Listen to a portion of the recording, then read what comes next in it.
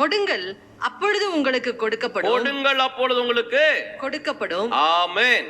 ஆமா. So first உழைக்கணும். அடுத்தது ஆவிக்குரியவர்களாய் இருந்தீர்கள் கொடுக்கணும். ஆமென்.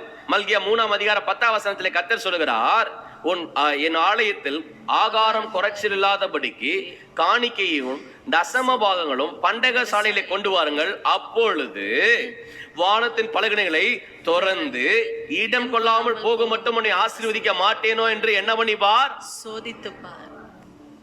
We have a covenant. நமக்கு ஒரு உடன்படிக்கை இருக்கு. நம்ம உழைக்கிறோம். 10ஆவதுக்கு தசம பாகங்கள் கொடுக்கும் பொழுது கர்த்தர் சொல்லுகிறார், நான் உனக்கு கூட ஒரு ஒப்பந்தம் போடுறேன்.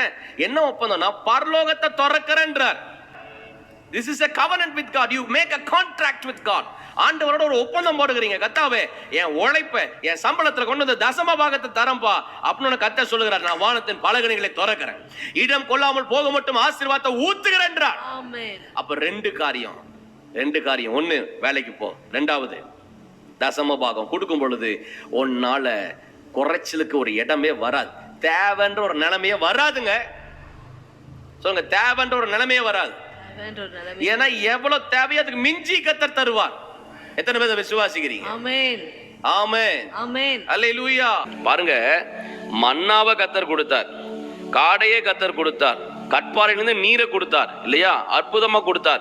ஆனா தேவனுடைய கூடாரத்தை கட்டும் போது பணத்தை பரலோகத்திலிருந்து கொடுக்காம ஜனங்க கிட்ட வாங்குன்னு கர்த்தர் சொன்னார். பாத்தீங்களா?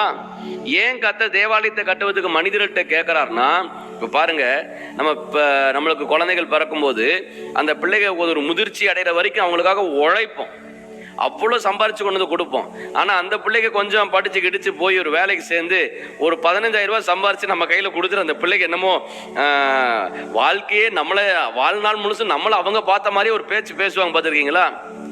அப்படியே ஒரு 15,000 ரூபாய் கையில் கொடுத்துட்டு அப்படியே நடக்கும்போது ஒரு 15 கோடி கொடுத்த மாதிரி நடப்பாங்க.